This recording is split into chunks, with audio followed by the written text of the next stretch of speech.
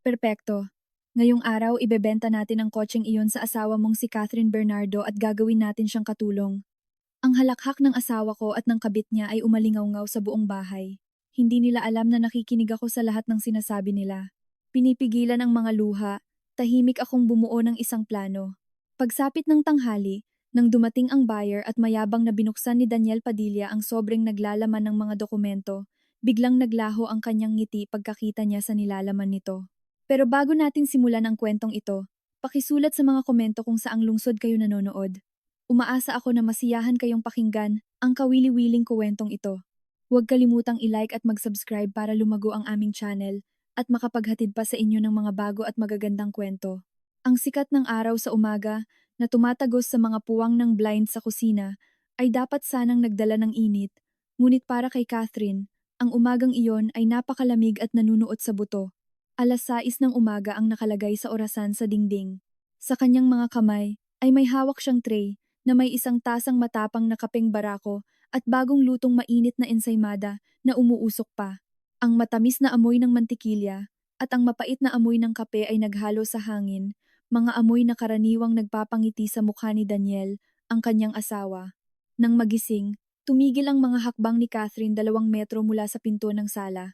Ang intensyon niyang surpresahin ito ng almusal ay biglang napalitan ng mabilis na pagtibok ng puso, hindi dahil sa takot na mabitawan niya ang tray, kundi dahil sa mga boses na naririnig niya mula sa manipis na dingding.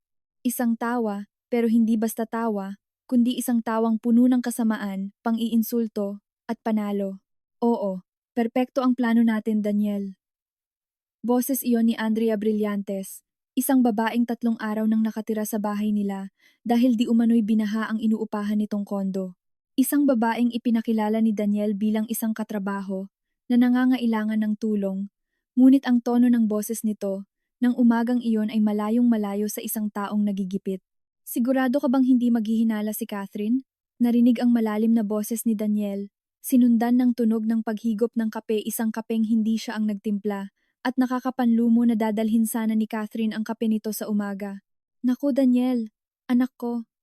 Narinig naman ang boses ni Jean Garcia, ang biyena ni Catherine, na puno ng pandidiri. Ang asawa mo ay isang malaking uto-uto. Tingnan mo nga, 3 taon na kayong kasal at ang tanging alam lang niyang gawin ay yumuko, magluto, maglaba, at maglinis. Wala siyang naiintindihan kahit isang salita tungkol sa mga importanteng dokumento. Sandaling natahimik. Tapos ay muli silang nagtawanan. Ang tawang iyon ay parang mga patalim na humihiwa sa pandinig ni Catherine. Tama ka dyan, ma. Natatawang sabi ni Daniel. Feeling niya patay na patay ako sa kanya. Ang totoo, kailangan ko lang siya bilang libreng katulong habang naghihintay ako ng pagkakataon na makuha ng buo ang mana mula sa tatay niya. Tumpak, masiglang sabat ni Andrea. Kaya ibenta na natin ngayong araw ang walang kwentang sasakyan ng asawa mo.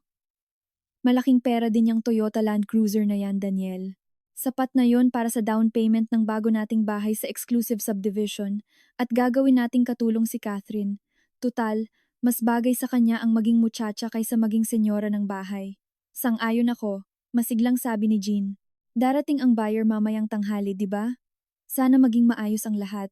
Kapag naibenta na ang kotse at pumasok na ang pera sa account mo, Daniel, pipilitin natin siyang pirmahan ang deed of donation ng bahay na ito. Kung tatanggi siya, gagawin kong impyerno ang buhay niya hanggang sa siya na mismo ang lumayas. Hindi niya yon kakayanin. Naramdaman ni Catherine na nanghihina ang kanyang mga tuhod. Matinding nanginig ang tray sa kanyang mga kamay. Gagawin siyang katulong. Paulit-ulit na umalingaw-ngaw ang mga salitang iyon sa kanyang isipan. Kaya pala ang kabaitan niya ay itinuturing na katangahan. At ang pasensya niya ay kahinaan. Ang Land Cruiser na iyon ay regalo sa kanya ng yumaong ama noong birthday niya. Ang bahay ring ito ay binili ng kanyang ama ng cash bago ito namatay. Ibinigay ito sa kanya bilang pugad ng pamilya para kay Catherine. Pumasok si Daniel sa bahay na ito na may dala lamang na isang maleta ng mga damit at matatamis na pangako na nauwi sa mapait na kasinungalingan. Huminga ng malalim si Catherine, pinipigilan ang mga luha na nagbabadyang tumulo. Hindi siya dapat umiyak ngayon. Kung papasok siya doon nang umiiyak at gagawa ng eksena, malalaman nilang booking na ang plano nila at magiging maingat sila. At alam ni Catherine na sa mga taong kasing tuso nila, Hindi ka dapat lumaban gamit ang emosyon, kundi gamit ang isang mas matalinong estratehiya. Dahan-dahan at walang ingay siyang umatras pabalik sa kusina. Ibinaba ang tray sa ibabaw ng marmol na counter at tiningnan ang kanyang sarili sa salamin ng bintana sa kusina. Isang mukha na bihirang malagyan ng makeup, isang mukha na laging nakangiti habang pinagsisilbihan ang kanyang asawa at biyenan. Sige, bulong ni Catherine sa kanyang refleksyon. Nagbago ang kanyang tingin. Naging malamig ito. Wala na ang pagiging sunod-sunurang asawa sa kanyang mga mata. Gusto niyo palang maglaro sa isang dula-dulaan? Sige, maglaro tayo. Pero simula ngayon, ako na ang direktor. Pagkalipas ng 5 minuto, ibinalik ni Catherine ang dating ekspresyon ng kanyang mukha medyo pagod, nakayuko ang mga balikat, eksaktong kamukha ng uto-utong asawa na pinag-uusapan nila. Binalikan niya ang tray at naglakad patungo sa sala. Sa pagkakataong ito, sinadya niyang pabigatin ang kanyang mga hakbang para marinig nila siya. Magandang umaga, Daniel. Magandang umaga, Ma. Malumanay na binati ni Catherine ang mga nasa sala. Nakakadiri ang eksena doon kung titingnan mo ng bukas ang isip. Nakaupo si Daniel sa malaking sofa habang nakapatong ang mga paa sa center table. Sa tabi niya, halos nakadikit na sa kanya, ay si Andrea, hawak ang lata ng mga cookies na binake mismo ni Catherine. Nakaupo naman si Jean sa tumba-tumba. Sinusuri si Catherine mula ulo hanggang paa na parang isang basura. Agad na balot ng katahimikan ang kwarto.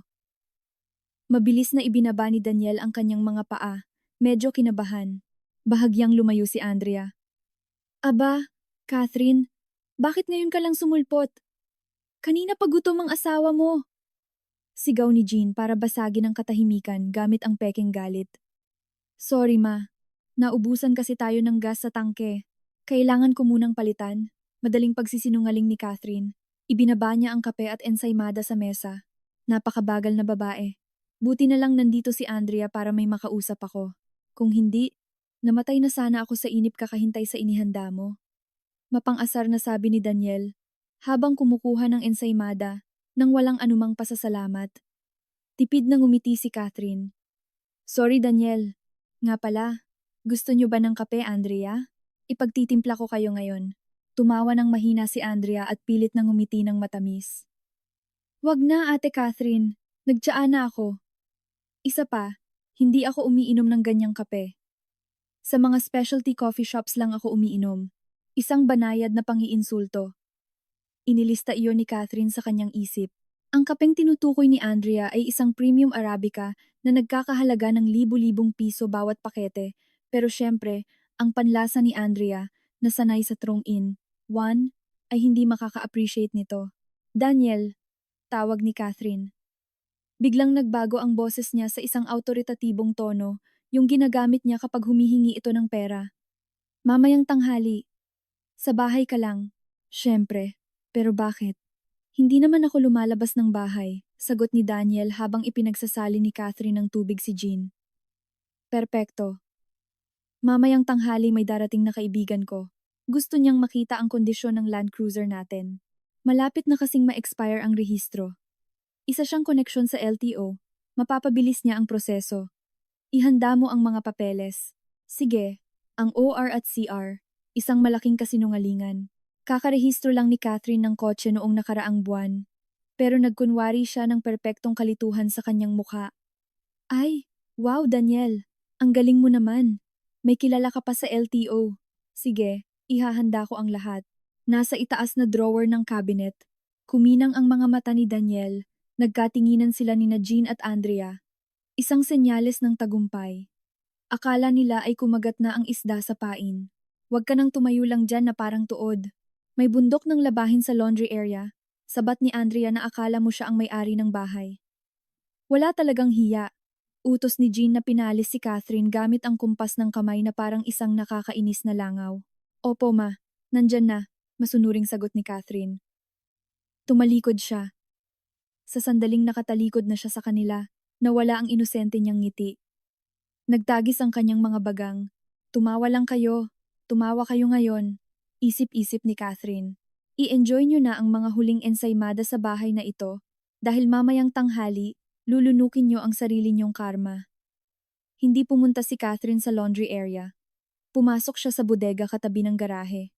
Bihirang pumasok si Daniel doon dahil daw maalikabok at baka bahin siya ng bahin. Maarte si Daniel, takot madumihan isang kahinaan na ngayon ay pabor kay Catherine. Sa isang sulok ng bodega, sa likod ng mga kahon ng sira-sirang blender at lumang electric fan, may nakabaong maliit na vault sa dingding. Bahagi ito ng mana ng ama ni Catherine. Siya lang ang nakakaalam ng kombinasyon. Mabilis na inikot ni Catherine ang mga numero. Click! Bumukas ang pinto ng vault. Sa loob ay maayos na nakasalansan ang lahat ng dokumentong pinagnanasaan ng kanyang asawa at biyenan. Ang titulo ng bahay isang marangyang 2 palapag na mansyon, ang OR at CR ng Toyota Land Cruiser, at ilang mga passbook na may time deposits. Lahat ay nakapangalan kay Catherine Bernardo. Ang ama ni Catherine ay naging isang matagumpay, ngunit maingat na negosyante sa construction. Bago ipagkatiwala ang kanyang nag-iisang anak sa kasal kay Daniel, nakutuban na niya ito. Masyadong mapambola si Daniel, masyadong magaling magbenta ng hangin, pero laging nakatitig sa Rolex ng kanyang ama o sa mga kotse sa garahe. Kaya iginiit ng kanyang ama ang isang prenuptial agreement na may separation of property. Pinirmahan iyon ni Daniel noong una sa pag-aakalang hindi ganoon kalaki ang yaman ni Catherine at umaasang sa paglipas ng panahon ay makukumbinsi niya itong ipangalan ang mga ari-arian sa kanya. Maling-mali si Daniel. Kinuha ni Catherine ang mga orihinal na OR at CR at tinitigan ito. Dahil ba sa kotseng ito, gusto niyo akong gawing katulong niyo? Mapait niyang bulong. Kinuha ni Catherine ang isang malaking brown envelope, katulad ng ginagamit niya sa pagtatago ng mga dokumento. Hindi niya ito iniwang walang laman. Sa halip, pinuno niya ito ng kung ano-anong basura, mga photocopy ng reseta, mga lumang flyer ng SM Supermarket noong nakaraang linggo, at mga lumang resibo ng Meralco. Ginawa niya itong kasing kapal ng folder na may mga orihinal, at sa ibabaw ng bunto ng basurang iyon, naglagay si Catherine ng isang pirasong papel, kumuha ng pulang marker, at isinulat sa malalaking titik, Menu NG bago niyong katulong. Ngumiti siya ng may kasiyahan, itinago ang pekeng sobre sa ilalim ng kanyang damit, at inilagay ang mga orihinal na dokumento sa kanyang luma, ngunit matibay na bag. Alam ni Catherine na hindi titingnan ni Daniel ang nilalaman ng sobre sa harap niya. Masyado itong mayabang. Kukunin nito ang sobre, dadalhin sa kaibigang buyer, at doon bubuksan para magyabang. Ganyan ang ugali ni Daniel. Unahin ang yabang bago mag-isip, at iyon mismo ang sandaling hinihintay ni Catherine. Pero hindi iyon sapat. Kailangan ni Catherine ng legal na armas para sabay-sabay silang pabagsakin. Kinuha niya ang kanyang cellphone na basag ang screen, isang teleponong binili ni Daniel na second hand mula sa isang kaibigan para makatipid. Samantala, gamit ni Daniel ang pinakabagong iPhone na binili gamit ang credit card ni Catherine.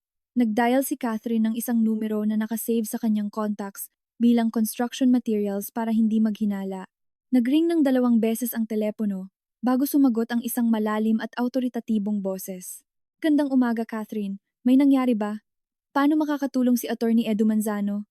Si Attorney Edu, ang pinagkakatiwalaang abogado ng yumaong ama niya at isang malayong tiyuhin na itinuturing niyang pamilya. Tito Edu. Nanginginig ang boses ni Catherine, hindi dahil sa lungkot, kundi dahil sa adrenaline. May oras ba kayo mamayang tanghali? Kailangan ko kayong pumunta rito sa bahay. Kung pwede, magsama kayo ng 2 security guard mula sa opisina ninyo. Natahimik sa kabilang linya, pagkatapos ay naging seryoso ang tono ni Attorney Edu. Anong nangyari, Catherine? Gumawa na naman ba ng kalokohan si Daniel? Higit pa doon, Tito Edu. Si Daniel, ang nanay niya, at ang kabit niya, nagpaplanong ibenta ang Land Cruiser ko, yung niregalo ni Papa mamayang tanghali. Akala nila hindi ko alam. Plano rin nilang palayasin ako o gawing katulong matapos nilang ipangalan sa kanila ang bahay. Mga walang hiya. Tumaas ang boses ni Attorney Edu. Mga taong hindi marunong tumanaw ng utang na loob. Pinulot siya ng tatay mo, mula sa wala. Binigyan ng puhunan para sa negosyong nalugi, at ngayon gusto niyang kagatin ang kamay na nagpakain sa kanya. Kaya nga kailangan ko kayo, Tito Edu, na itago ko na ang mga orihinal na dokumento. Mamayang tanghali, gagawin ni na Daniel at ng buyer ang transaksyon sa sala. Sige, naiintindihan ko ang plano mo, sabi ni Attorney Edu. Galit ngunit kontrolado ang kanyang boses. Catherine, huwag kang mag-alala. Ihahanda ko ang mga dokumento para sa asset freeze at demand letter. Nga pala, kumusta ang joint account ninyo? Aasikasuhin ko na po iyon ngayon, Tito Edu. Ita-transfer ko ang lahat sa personal account ko gamit ang mobile banking. Matagal na akong nagtitiis na binabawasan nila ang budget sa bahay. Pero hindi ko papayagang waldasin nila ang lahat. Gawin mo agad. Mag-iwan ka ng napakaliit na halaga para hindi sila maghinala kapag tiningnan nila ang balanse sa ATM pero ubusin mo ang laman. Maliwanag, Tito Edu? Salamat po. Magkita tayo mamaya. Wag na kayong mag-doorbell, pumasok na kayo agad. Hindi ko ilalak ang gate, iiwan ko itong nakaawang. Sige, magtiis ka pa ng 4 na oras. Bibigyan natin sila ng leksyong hindi nila makakalimutan sa buong buhay nila. Natapos ang tawag. Huminga ng malalim si Catherine. Agad niyang binuksan ang banking app sa kanyang telepono. Mabilis na gumalaw ang kanyang mga daliri sa screen. Transfer sa personal account ni Catherine Bernardo. Halaga, 4,500. Ang kabuuang halaga ng time deposit na nagmature na. Transaction successful. Ngayon, sa pangunahing account ni Daniel, kung saan may ATM card si Jean, ay halos walang natira. Mga 500 na lang. Sapat na panggasolina. Pero hindi para tumakas sa ibang lungsod. Naramdaman ni Catherine na tila nabunutan siya ng tinik sa dibdib. Hindi na siya isang biktima. Ngayon, siya na ang mga ngaso. Naghihintay na mahulog ang mga biktima sa bitag. Magaan ang hakbang siyang lumabas ng bodega, handa nang muling gampanan ang papel ng uto-uto at masunuring asawa. 11:00 ng umaga. Mataas na ang araw at nagsisimula ng uminit, katulad ng pakiramdam sa loob ni Catherine na nagkukunwaring naglalampaso ng sahig sa sala ng buong sipag. Samantala, nanonood ng Netflix sina Daniel at Andrea sa sofa. Muntik nang sumagi ang paa ni Daniel sa ulo ni Catherine habang naglilinis ito sa ilalim ng mesa. Dahan-dahan naman, mababasa mo ang carpet. Sigaw ni Daniel nang hindi inaalis ang tingin sa screen. Opo, Daniel. Pasensya na. Mahinang sagot ni Catherine. Biglang tumunog ang cellphone ni Daniel. Tiningnan niya ang screen at abot tenga ang ngiti. Sumenyas siya kina Andrea at Jean na kumakain ng buko salad sa hapagkainan. Malapit na siya. Bulong ni Daniel kay Andrea. Pero sapat na ang lakas para marinig ni Catherine. Tumikhim si Daniel at binago ang tono sa sobrang tamis. Mahal kong Catherine. Inunat ni Catherine ang sumasakit niyang likod, pinupunasan ng pawis gamit ang likod ng kanyang kamay. Bakit po, Daniel? Nasaan na yung mga papeles na hiningi ko kaninang umaga?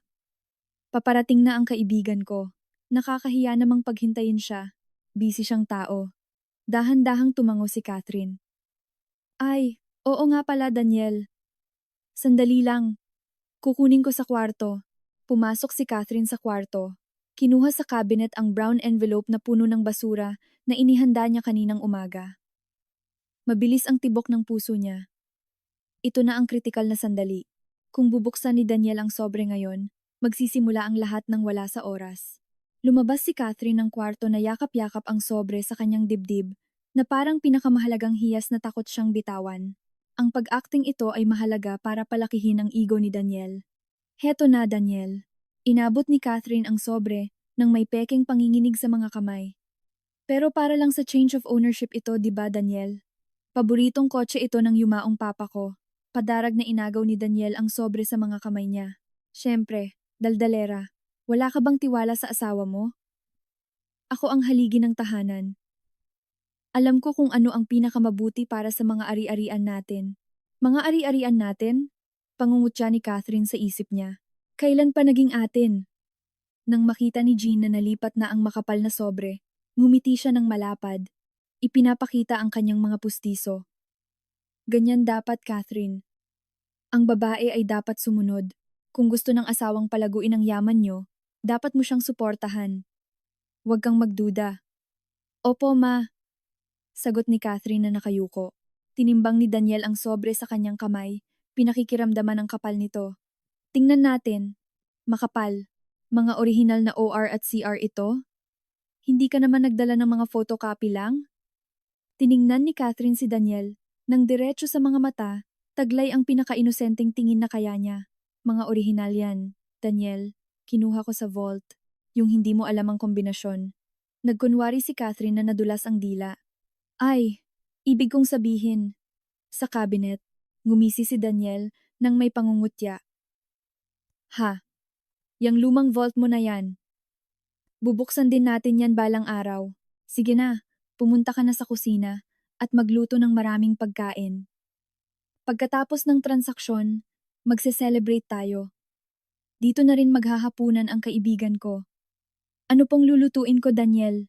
Kahit ano, basta masarap. Kare-kare o crispy pata. Sawang-sawa na ako sa paulit-ulit mong adobo. Sabat ni Andrea na parang siya ang may-ari. Sige, Andrea, sagot ni Catherine. Nang tumalikod si Catherine papunta sa kusina, narinig niya ang bulong ni Daniel kay Andrea. Ang dali, di ba? Ibinigay niya ng walang kahirap-hirap. Uto-uto talaga. Ano pa nga ba? Ang galing mo, babe. Hindi na ako makapaghintay na makuha natin ang pera. Malanding sagot ni Andrea. Dahan-dahang isinara ni Catherine ang pinto ng kusina. Isinandal niya ang kanyang likod doon habang nakatingin sa orasan sa dingding. 11:30. Kalahating oras na lang. Parating na si Attorney Edu. Parating na ang buyer ng kotse at parating na rin ang pagbagsak ni Daniel. Hindi nagluto si Catherine ng kare-kare o crispy pata gaya ng iniutos sa kanya. Sa halip, nagsalin siya ng isang basong malamig na tubig mula sa refrigerator. Umupo siya ng komportable sa isang silya sa kusina at sinimulang bilangin ang mga minuto. Hindi niya kailangang magluto para sa selebrasyon ng kanilang tagumpay dahil hindi iyon mangyayari. Magkakaroon ng isang napakagandang palabas sa buhay ni Catherine at mayroon siyang VIP ticket at higit sa lahat, libre. Eksaktong 12:00, narinig mula sa kalsada ang malakas at walang hiyang busina ng isang sasakyan, isang mahaba at paulit-ulit na busina na nagpapakita ng kawalang pasensya ng may-ari nito. Si Daniel, na kanina pa palakad-lakad sa sala ng kinakabahan at sumisilip sa bintana, ay napatalon sa tuwa. Biglang lumiwanag ang kanyang tensyonadong mukha. Siya na yan. Nandito na si Rendon Labador. Sigaw ni Daniel.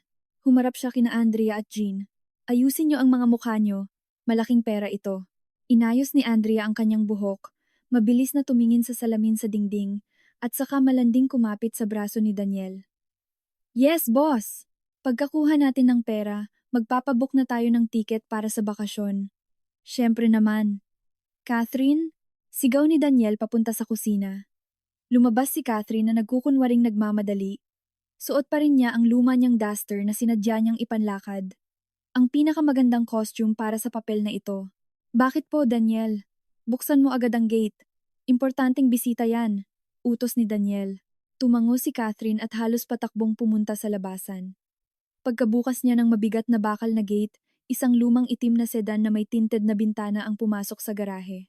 Lumabas ang driver si Rendon. Isang maskuladong lalaki na halos bumuka na ang mga butones ng polo shirt sa tiyan. Lumabas siyang abot tenga ang ngiti. May suot siyang makapal na peking gintong kwintas at isang bracelet na kahoy sa pulso. Ang buong porma niya ay sumisigaw ng buy and sell. Uy Daniel, anong balita Brad? Bati ni Rendon kay Daniel sabay malakas na tapik sa braso nito. Uy Rendon! Ayos lang. Pasok, pasok! Tingnan mo muna ang kotse. Itinuro ni Daniel ang puting Land Cruiser na malinis na nakaparada sa garahe. Kakahugas lang ni Catherine ng kotse kaninang umaga utos ni Daniel, kaya kumikinang ang pintura nito sa araw. Mahabang sumipol si Rendon, inikutan ang kotse, tinapik-tapik ang hood, at mahinang sinipa ang isang gulong para i-check ang hangin. Ang mga mata niya ay parang lobo na nakakita ng matabang tupa. Aba, ang kinis Daniel. Halos hindi mo ginagamit ah? Tanong ni Rendon habang hinahagod ang side mirror. Bihira lang.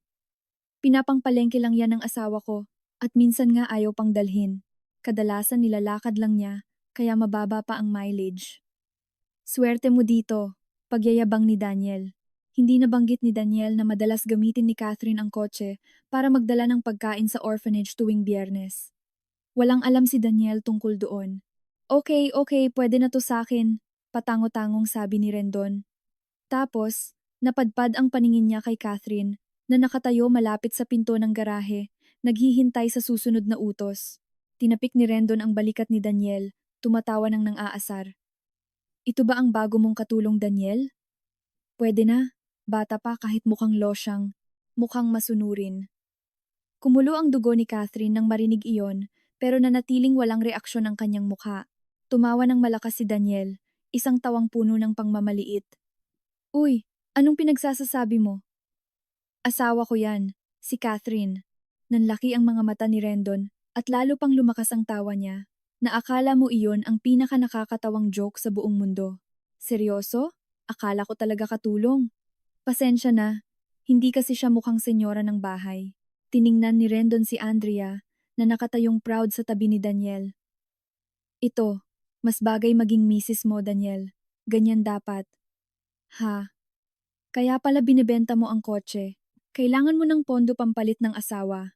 Ngumiti ng malapad si Andrea sa papuri. Naku, Rendon, nakakahiya naman. Madalas ngang nagrereklamo si Daniel na pinagsisisihan niya ang naging desisyon niya. Kaya ngayon, gusto na niyang ayusin ang lahat. Tama na yan. Nakisali si Jean na lumabas ng bahay at nagpapaypay gamit ang isang pamaypay. Huwag kayong magtsismisan dito. Maririnig kayo ng mga kapitbahay. Tara na, Rendon. Sa loob tayo mag-usap. Ang init dito, Catherine. Magtimpla ka ng matamis na cold juice. Hindi yung basurang ginawa mo kahapon. Opo, ma. Sagot ni Catherine. Pumasok silang lahat sa sala. Sumunod si Catherine. Pinanood niyang paupuin ni Daniel si Rendon sa malambot na leather sofa. Isang sofa na binili ni Catherine mula sa sarili niyang bonus. Umupo si Rendon, nagdekwatro, nagsindi ng sigarilyo ng walang paalam at ipinagpag ang abo sa sahig kahit may ashtray sa mesa.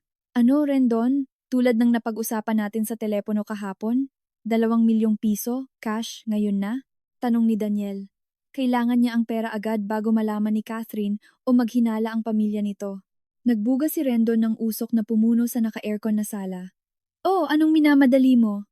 Tingnan muna natin ang mga papeles. OR, CR, deed of sale, spare keys. Kung kumpleto ang lahat, nandito agad ang pera sa bag. Tinapik-tapik ni Rendon ang kanyang leather sling bag na mukhang mabigat. Huwag kang mag-alala, kumpleto lahat yan. Hinanda ko na. Buong kumpiyansang sabi ni Daniel. Tiningnan niya si Catherine. Nakakapasok lang dala ang tray ng 5 basong pulang juice. Iwan mo na yan dyan, Catherine, at lumayas ka na dito. Magwalis ka o gumawa ng kung ano-ano. Hindi mo kailangang makinig sa usapan ng mga lalaki. Dahan-dahang ibinaba ni Catherine ang mga baso. Nakita niya ang butil-butil na pawis ng kasakiman sa noo ni Daniel. Nanginginig ang mga kamay ng kanyang asawa. Hindi dahil sa takot, kundi dahil sa labis na pananabik. Heto na ang mga papeles. Kinuha ni Daniel ang makapal na brown envelope na ibinigay sa kanya ni Catherine kanina. Inilapag ang sobre sa mesa, sa mismong harapan ni Rendon. Dahan-dahang umatras si Catherine sa isang sulok ng kwarto.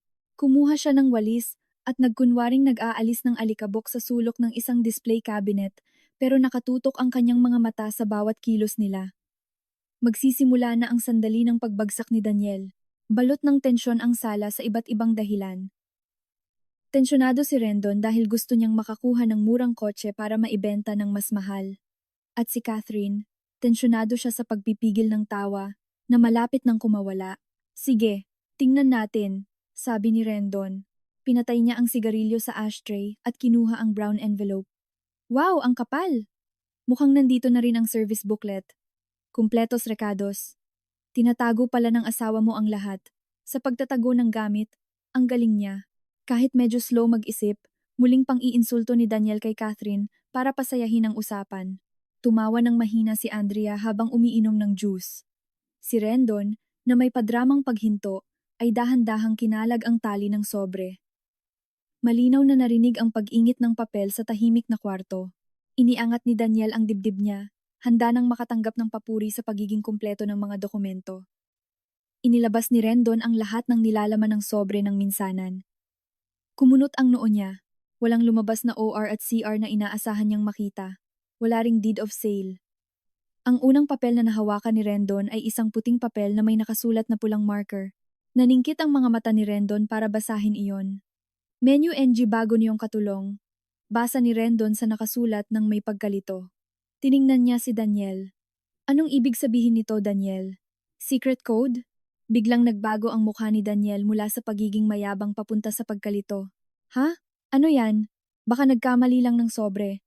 Tingnan mo yung nasa ilalim. Inihagis ni Rendon ang papel sa mesa. Kinuha ang susunod isang resip para sa sinigang na baboy at binasa itong muli. Nagsisimula na siyang mainis. Daniel, nagbebenta ka ba ng kotse o magtatayo ng restaurant? Ano ba lahat to? Nagpanik si Daniel. Inagaw niya ang makapal na bungkos ng papel mula sa mga kamay ni Rendon. Nanginginig ang mga kamay niya habang inililipat ang mga pahina. Isang malabong photocopy ng passport, flyer ng SM Supermarket noong nakaraang buwan, resibo ng Meralco, walang lamang sachet ng Magic Sarap, isang piraso ng dyaryo walang bakas ng OR, walang CR, walang kahit anong importanteng dokumento. Katahimikan. Isang nakakabinging katahimikan. Ang tangi mo lang maririnig ay ang tik-tak ng orasan sa dingding. Tik-tak, tik-tak. Namutla muna ang mukha ni Daniel. Pagkatapos ay namula ng husto, lumabas ang mga ugat sa kanyang leeg.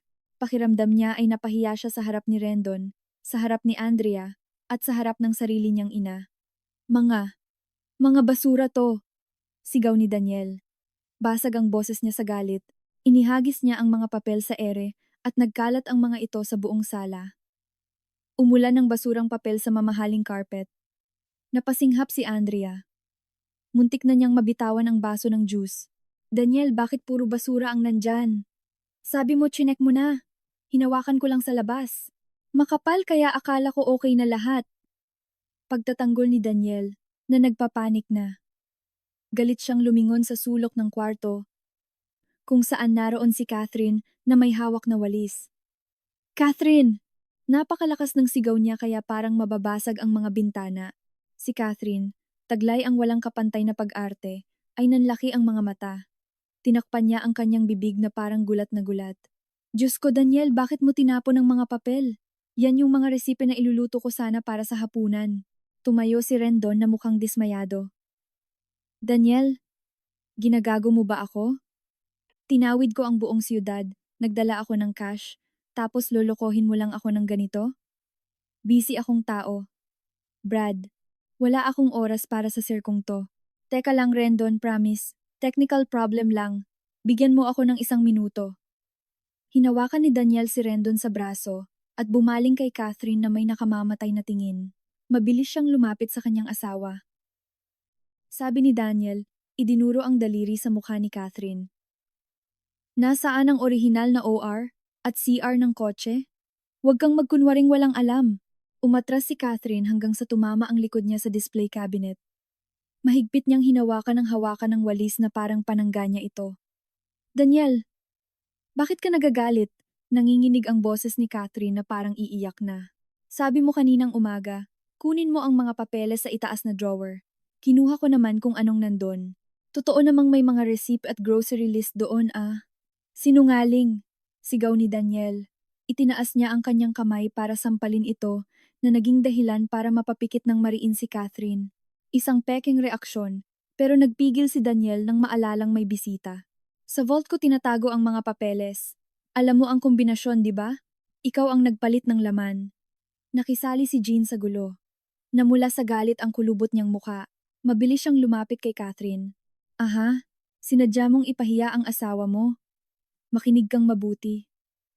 Ang bahay na ito, ang kotseng ito, lahat ng ito ay pag-aari ng asawa mo ayon sa karapatan. Nakikitira ka lang dito.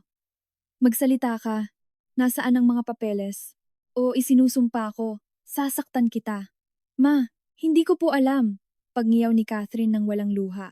Hindi naman sinabi sa akin ni Daniel ang kombinasyon ng vault.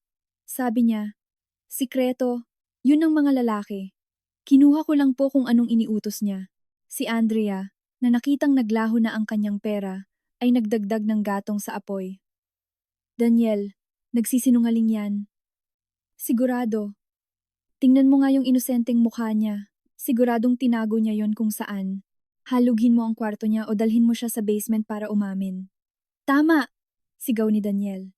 Rendon, teka lang. Palalabasin ko ang totoo sa babaeng to ngayon din. Suminghal si Rendon. Bibigyan kita ng 5 minuto. Kapag hindi lumabas ang mga papeles, aalis na ako. At wag mo nang asahang makikipagtransaksyon pa ako sa'yo, Daniel. Wala kang profesionalismo. Hindi mo man lang makontrol ang sarili mong asawa. Paano mo pa kokontrolin ang negosyo? Ang mga salita ni Rendon ay tumama sa ego ni Daniel na mas malakas pa sa pisikal na sampal, na yurakan ang kanyang pagkalalaki. Pakiramdam niya ay isa siyang walang kwenta, at ang pinakamadaling paraan para ang isang walang kwentang lalaki ay makaramdam na siya ay malakas ay ang pagpapahiya sa isang babae. Padarag na hinawakan ni Daniel ang braso ni Catherine. Bumaon ang mga kuko niya sa balat nito. Aray! Daniel! Sigaw ni Catherine. Sa pagkakataong ito, totoo ang sakit. Nasasaktan ako. Mas nasasaktan ang puso ko sa panloloko mo. Kinaladkad ni Daniel si Catherine sa gitna ng sala, sa ibabaw ng nagkalat na mga resipe. At ngayon umamin ka. Nasaan ang OR at CR ng kotse? Nasaan ang titulo ng bahay? Alam kong kinuha mo lahat. Umamin ka kundi ipapapulis kita. At sasabihin kong nagnakaw ka sa asawa mo. Napangiwi si Catherine sa sakit ng braso, pero sa loob-loob niya ay malamig siyang ngumiti. Tumawag ka ng pulis. Sige Daniel, tatawanan lang kayo ng mga pulis kapag nalaman nila kung sino ang totoong nagmamay-ari ng lahat ng ito.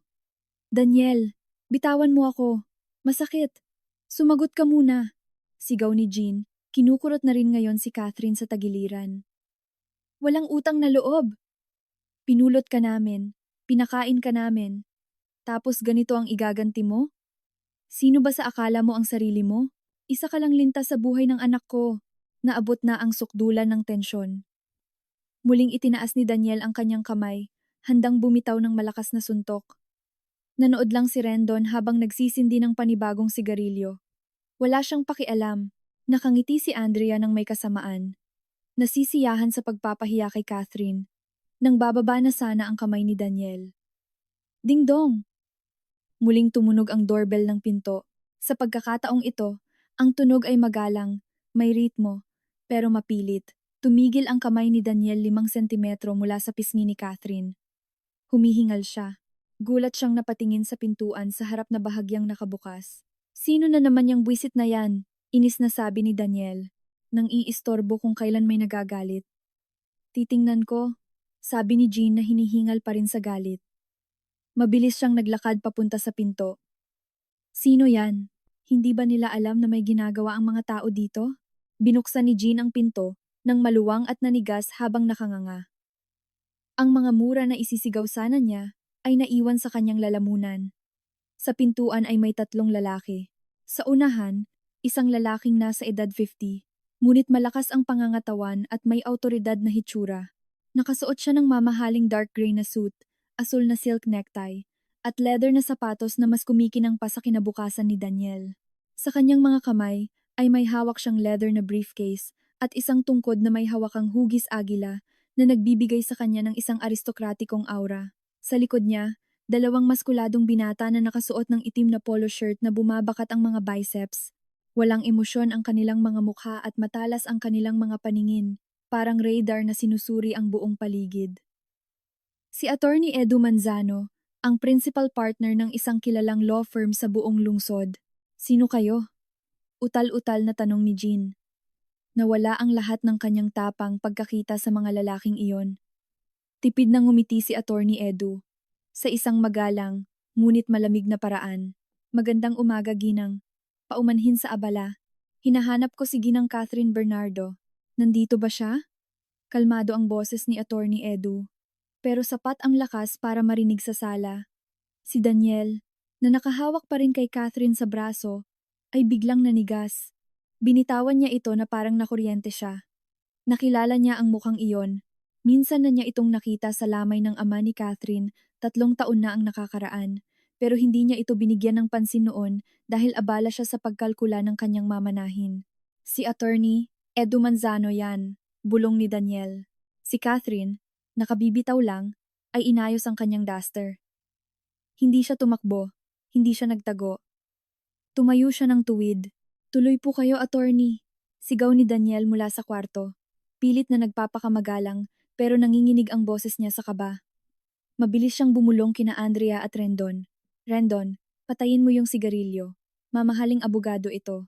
Hindi ko alam kung anong ginagawa niya rito. Sumunod ang kanyang 2 bodyguard. Ang kanilang mga hakbang ay matibay at sabay-sabay, kaya parang yumanig ang sahig ng bahay. Nang pumasok si Attorney Edu sa sala, naging maliwanag ang kaibahan. Sa isang banda, Si Rendon ang buy and sell agent na nakabukas ang polo at may usok ng sigarilyo. Si Andrea ang kabit na sobrang ikli at labas ang kaluluwa sa damit. At ang pawisang si Daniel, sa kabilang banda, ang eleganteng si Attorney Edu at ang kanyang dalawang higanteng bodyguard. Si Rendon, taglay ang instinto ng isang madiskarteng tao, ay agad na naramdaman na may mali. Mabilis niyang pinatay ang kanyang sigarilyo. Uy, may mga seryosong tao dito. Bulong niya kay Daniel. Magandang umaga, G. Daniel, bati ni Attorney Edu. Hindi siya nakipagkamay. Bahagyang tumango lamang. Napadpad ang tingin niya sa mga nagkalat na papel sa sahig. Itinaas niya ang isang kilay. Mukhang dumating ako sa gitna ng isang pagtatalo. Ah, opo, Attorney. Maliit na problema lang sa pamilya. Medyo makalat kasi ang asawa ko. Pilit na tawa ni Daniel.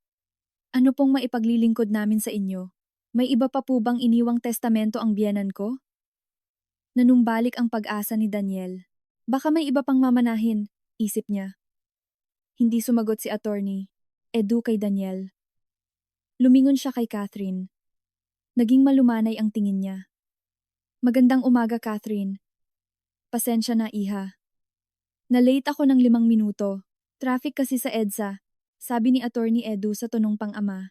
Natahimik ang lahat sa kwarto. Iha? Kailan pa naging sobrang close ang isang sikat na abogado kay Catherine? Huminga ng malalim si Catherine. Dumating na ang kanyang sandali. Naglakad siya paharap, nilampasan si Daniel, si Andrea, at ang mga nagkalat na papel sa sahig. Hindi na siya naglalakad ng nakayuko. Matibay na ang kanyang mga hakbang. Huwag po kayong mag-alala, Tito Edu. Sakto lang po ang pagdating ninyo. Sagot ni Catherine. Nagbago ang boses niya. Wala na rito ang panginginig ng takot. Wala nang nagmamakaawang tono. Ang boses niya ay malinaw, matatag, at autoritatibo. Inilahad ni Catherine ang kanyang kamay. Kinuha ito ni Attorney Edu at bahagyang hinalikan ang likod nito. Isang senyales ng paggalang ng isang abogado sa kanyang pinakamahalagang kliyente. Nganga sina Daniel, Jean at Andrea. Naging hindi na makayanan ang tensyon para sa kampo ni Daniel. Upo po kayo, Tito Edu. Sabi ni Catherine, itinuro ang kaisa-isang malinis na silyang hindi inuupuan ng mga kasama ni Daniel. Kalmadong umupo si Attorney Edu, inilagay ang briefcase sa kanyang kandungan. Ang kanyang dalawang bodyguard ay pumwesto sa magkabilang gilid ng silya. Nakakrus ang mga braso sa dibdib at nakatitig ng masama kay Rendon na hindi na mapakali sa kanyang kinauupuan at gustong-gusto nang umalis. Catherine, anong ibig sabihin nito? Sabi ni Daniel na sinusubukang bawiin ang kontrol, bagamat nanginginig ang kanyang boses. Bakit ka tumawag ng abogado? Wala tayong pambayad sa kanya. Dahan-dahang lumingon si Catherine kay Daniel. Tiningnan niya ng diretso sa mga mata ang kanyang asawa. Sa unang pagkakataon sa loob ng 3 taon nilang pagsasama, may nakitang bago si Daniel sa mga mata ng kanyang asawa. Walang laman, walang pagmamahal, walang takot, walang paggalang. Isang malamig na tingin lang na parang nakatingin sa isang estranghero. Hindi sinagot ni Catherine si Daniel. Sa halip, kinausap niya si Attorney Edu. Tito Edu, handa na po ba ang mga dokumentong hinihingi ko? Oo, Catherine. Ayos na ang lahat, sagot ni Attorney Edu. Malinaw na umalingaw-ngaw sa katahimikan ang pag-click ng mga lock ng briefcase. Inilabas ni Attorney Edu ang isang makapal na pulang folder. Teka lang, sabat ni Andrea, na naramdamang nanganganib ang kanyang posisyon, ngunit masyadong tanga para manahimik. Anong nangyayari dito, Catherine? Gusto mong makipagdiborsyo? Kung yan ang gusto mo, gawin mo na. Hindi mo na kailangang magdala ng abogado para dyan. Isa pa, hindi na masaya si Daniel sa'yo. Lumingon si Attorney Edu kay Andrea, matalas na parang labaha ang kanyang tingin. At sino naman po kayo? Nakarehistro po ba kayo sa bahay na ito? Nag-alinlangan si Andrea. Ah, katrabaho po ako ni Daniel. Ah, katrabaho? Sarkastikong ngiti ni Attorney Edu. Isang katrabaho na 3 araw nang nakatira dito. Isang katrabaho na nagpaplanong ibenta ang ari-arian ng iba. Napakakawili-wiling definisyon ng trabaho sa panahon ngayon. Namutla si Andrea. Paano niya nalaman? Huwag po kayong mag-akusa rito, sabat ni Jean. Tinuturo si Attorney Edu gamit ang kanyang kulubot na daliri. Usapang pampamilya ito. Huwag po kayong makialam. Estranghero kayo dito. Catherine, palayasin mo siya o isusumpa kita bilang isang masuwaying anak. Tumawa si Catherine, isang malambot ngunit nakakapangilabot na tawa. Hindi ito isang hysterical na tawa, kundi tuyo at walang emosyon. Lumapit si Catherine sa mesa, kung saan niya iniwan ang mga baso ng juice. Kinuha niya ang kanyang baso, saka komportabling umupo sa armrest ng silyang inuupuan ni Attorney Edu. Isang postura na nagpapakita kung sino ang nasusunod doon. Gusto niyo ba akong isumpa, ma? Tanong ni Catherine habang pinaiikot ang baso sa kanyang kamay. Sige, pero bago niyo gawin yan, mabuti pang malaman niyo ang isang bagay. Uminom ng kaunti si Catherine ng juice, at pagkatapos ay tiningnan silang tatlo ng isa-isa. Sina Daniel, Jean, Andrea. Ang mga mukhang kaninang umaga lang ay pinagtatawanan siya. Ang mga mukhang nagplano ng pagbagsak niya. Ang bahay na ito, itinuro ni Catherine ang kisame, ay nakapangalan sa akin. Ang Land Cruiser na gusto niyong ibenta, itinuro niya ang garahe, ay nakapangalan sa akin. At ang savings account na ginagastos niyo para sa mga luho niyo, ay mana ko mula sa aking ama. Nanlaki ang mga mata ni Daniel. Pero mag-asawa tayo. Ang yaman mo ay yaman ko. Mali. Matigas na sabi ni Attorney Edu. Binuksan niya ang pulang folder at kumuha ng isang papel na may selyo. Ito ay kopya ng prenuptial agreement na pinirmahan ni G. Daniel, 3 taon na ang nakakaraan. Artikulo 4, Section 1. Lahat ng ari-ari ang nabili o nakuha bago ang kasal, kabilang ang mga mana, donasyon, at kita mula sa mga nasabing ari-arian, ay eksklusibong pag-aari ng unang partido, si Catherine Bernardo, at hindi maaaring ituring na conjugal property. Nanghina ang mga tuhod ni Daniel. Naalala niyang pinirmahan niya ang papel na iyon dahil nagmamadali siyang pakasalan si Catherine sa pag-aakalang isa lamang itong formalidad na maaari niyang takasan. At dagdag pa rito, sabi ni attorney, Edu na naglalabas ng pangalawang dokumento, ito ay isang notice of encumbrance. Simula 10:00 ng umaga, ang Land Cruiser na ito ay nakalista na sa database ng LTO bilang subject sa isang tangkang panloloko o estafa. Kaya, G. Rendon, bumaling si Attorney Edu kay Rendon. Kung bibilhin mo ang kotseng ito ngayon, maaari kang makasuhan ng anti-fencing o pagtanggap ng nakaw na bagay ayon sa Revised Penal Code. Ang parusa ay kulong. Napatalon si Rendon mula sa sofa na parang naupo sa pako. Nagpanik siya. Teka, pasensya na, mga boss. Hindi ako kasali dito. Kinuha ni Rendon ang kanyang bag. Aalis na ako. Daniel, baliw ka pala eh. Gusto mo pa akong idawit sa kalokohan mo. Bahala ka sa buhay mo. Walang paalam na tumakbo si Rendon palabas ng bahay. Malakas na isinara ang gate. Pinaandar niya ang kanyang lumang kotse at humarurot paalis. 4 na lang silang natira. Sina Daniel, Jean, at Andrea. Nakatayo na parang mga nasasakdal sa harap ng isang hukom. Padabog na ibinaba ni Catherine ang kanyang baso sa mesa. Tumayo siya. Inalis niya ang lumang apron na nakatali pa rin sa kanyang baywang at ibinato iyon sa mukha ni Daniel. Ang maduming tela ay sandaling tumakip sa mukha ng kanyang asawa. Hindi ba't sinabi mo kaninang umaga na gusto mo ng katulong sa bahay na to, Daniel? Malamig na tanong ni Catherine. Inalis ni Daniel ang apron sa kanyang mukha. Namumula ang mga mata niya sa galit at pinipigilang luha. Simula ngayon, patuloy ni Catherine, kuminang sa tagumpay ang kanyang mga mata. Iyan na ang trabaho mo. Trabaho mo, ng nanay mo, at ng walang hiyang kabit mo. Maligayang pagdating sa impyernong kayo mismo ang gumawa. Dahan-dahang nadulas ang maduming apron mula sa mukha ni Daniel hanggang sa sahig. Bumagsak ito na may banayad na tunog. Nasa gitna ng katahimikan ng kwarto ay parang paghampas ng isang martilyo. Namula ng matindi ang mukha ni Daniel, isang halo ng pagkapahiya na sumisira sa kanyang pagkatao at nagiinit na galit.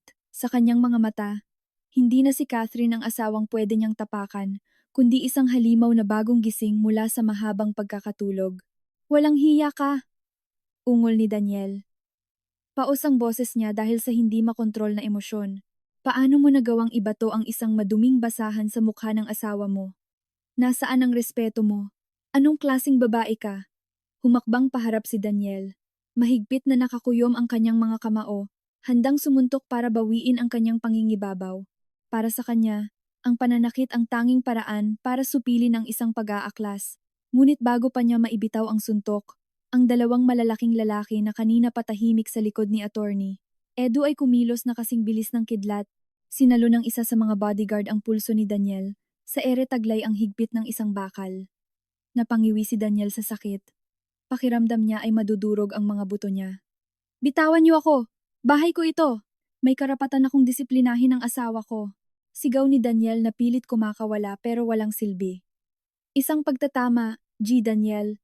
Walang emosyong sabi ni Attorney Edu habang tinitingnan ang mga dokumento sa kanyang kandungan.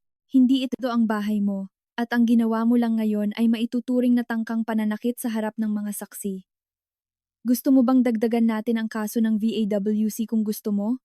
Binitawan ng bodyguard ng pabigla ang kamay ni Daniel, dahilan para mapaupo ito sa sofa sa tabi ni Andrea, na ngayon ay nanginginig sa takot. Nanatili si Catherine sa kanyang pwesto.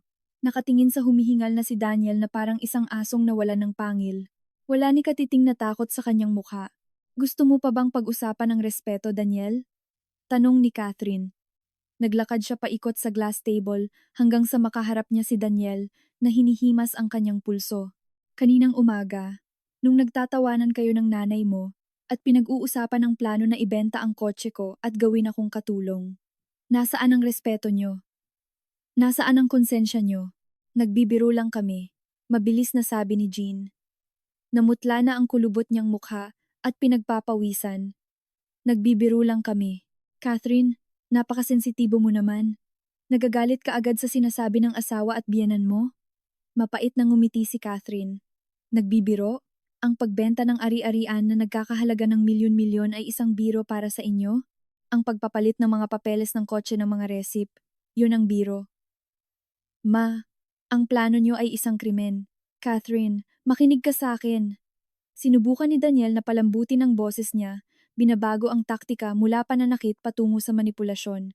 Ang kanyang paboritong armas. Tiningnan niya si Catherine na may lungkot sa mga mata. Alam kong galit ka, pero pwede nating pag-usapan ng mahinahon ang lahat. Paalisin mo muna ang abogadong ito. Mag-asawa tayo, mahal. Ang mga problema sa pamilya ay hindi dapat ibinubulgar sa publiko. Nakakahiya. Itinaas ni Catherine ang isang kilay. Hindi ka ba nahiya nung dinala mo ang kabit mo sa bahay ng asawa mo? Hindi ka ba nahiya nung pinakain at pinatulog mo siya gamit ang pera ng asawa mo? Itinuro ni Catherine si Andrea na sinusubukang itago ang mukha sa likod ng kanyang buhok. Mali ang pagkakaintindi mo. Patuloy na pagtanggi ni Daniel kahit kitang-kita na ang totoo. Isang katrabaho na nagpaplanong bumili ng bagong bahay gamit ang pera mula sa benta ng kotse ko? Mabilis na sabat ni Catherine. Narinig ko lahat, Daniel. Bawat salita. Perpekto. Ngayong araw, ibebenta natin ang kotseng iyon sa asawa mong si Catherine. Naaalala mo ang linyang yan? Andrea, ikaw ang nagsabi niyan. Nanigas si Andrea nang marinig ang pangalan niya. Nanlalaki ang mga matang tumingin siya kay Catherine.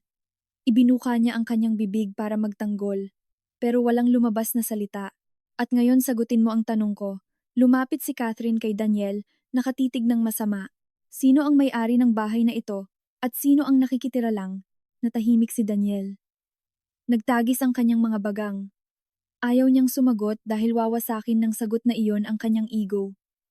Bilang lalaki. Sumagot ka! Biglang sigaw ni Catherine. Nagulat sina Daniel, Andrea, at Jean.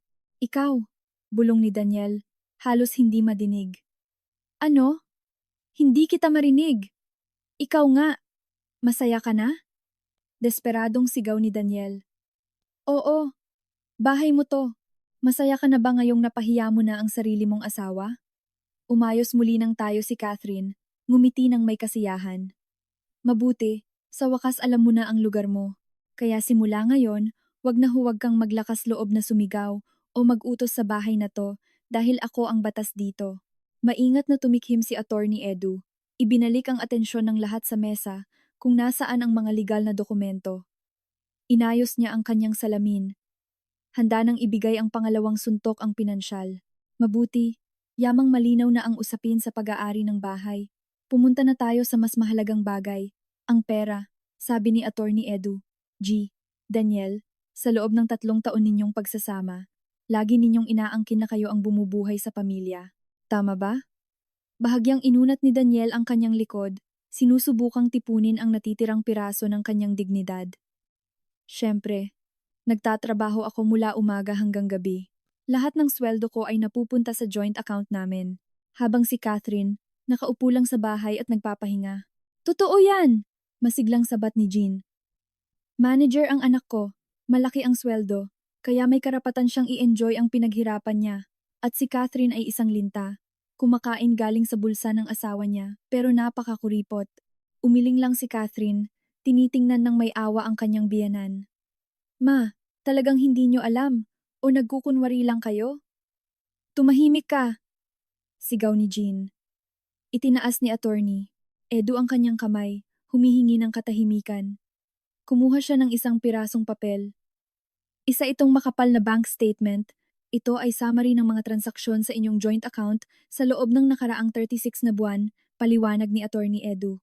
Inabot niya ang papel kay Daniel. Pakitingnan ninyo. Nakaberde ang mga pumapasok na pera, nakapula ang mga ginagastos. Padabog na inagaw ni Daniel ang papel. Mabilis na tiningnan ang mga numero. Pakitingnan nyo ng mabuti ang mga pinagmumulan ng pumasok na pera, gabay ni Attorney Edu. Tuwing 20 ng buwan, may pumapasok na ay 100,000. Yan ang sweldo nyo. Daniel. Natahimik si Daniel. Totoo, iyon ang basic salary niya.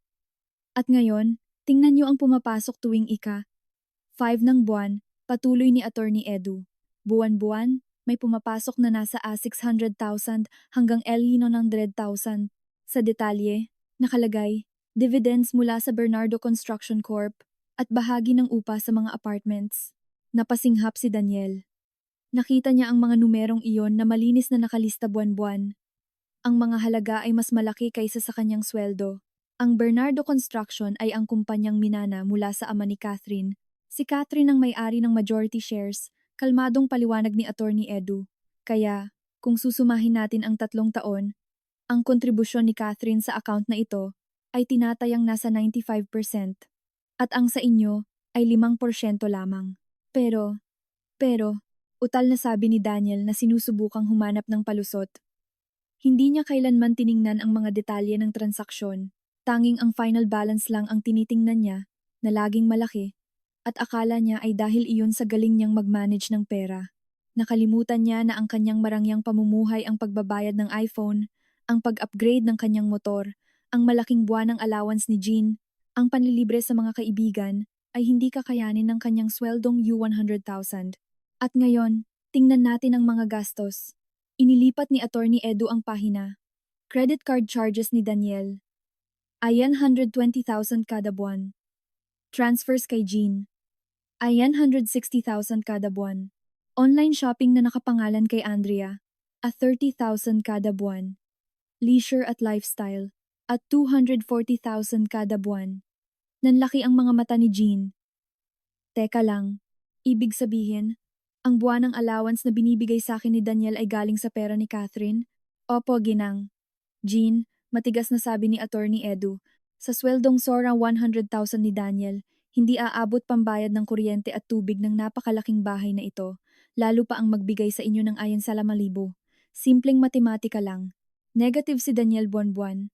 At ang kakulangan na yon ay pinupunan ng pera ni Catherine. Isang nakakabinging katahimikan ang bumalot sa kwarto. Ang katotohanang iyon ay tumama kay Jean nang mas malakas pa sa isang sampal. Matagal na siyang nagmamalaki kay Daniel bilang isang matagumpay na anak na bumubuhay sa isang walang kwentang asawa. Ngayon ay natuklasan niyang sila pala ng anak niya ang linta. Kumakain siya sa pera ng manugang niya, tapos hinihiya pa niya ito. Hindi maaari. Bulong ni Daniel. Nanginginig ang mga kamay niya habang hawak ang papel. Peke to. Hindi pwedeng magkaroon ng ganito karaming pera si Catherine. Isa lang siyang housewife. Isang housewife na nagmana ng negosyo. Daniel. Malamig na sabi ni Catherine. Nananahimik ako dahil gusto kitang irespeto bilang asawa ko. Hinayaan kitang maramdaman na ikaw ay isang matagumpay na haligi ng tahanan. Sinuportahan ko ang ego mo gamit ang pera ko.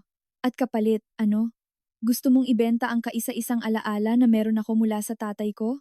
Kinuha ni Catherine ang kanyang cellphone, Binuksan ang banking app at inilapit ang screen sa mukha ni Daniel. Tingnan mo to, Daniel. Sa screen, makikita ang balanse ng personal account ni Catherine, kung saan niya transfer lang ng lahat. Kaninang umaga, inilipat ko na ang lahat ng pera ko mula sa joint account at ngayon, tingnan mo ang balanse ng account na ipinagmamalaki mo. Mabilis na inilabas ni Daniel ang kanyang cellphone mula sa bulsa. Binuksan ang banking app. Ang internet ay tila bumagal o baka bumagal ang oras para kay Daniel. Loading. Connected. Available balance.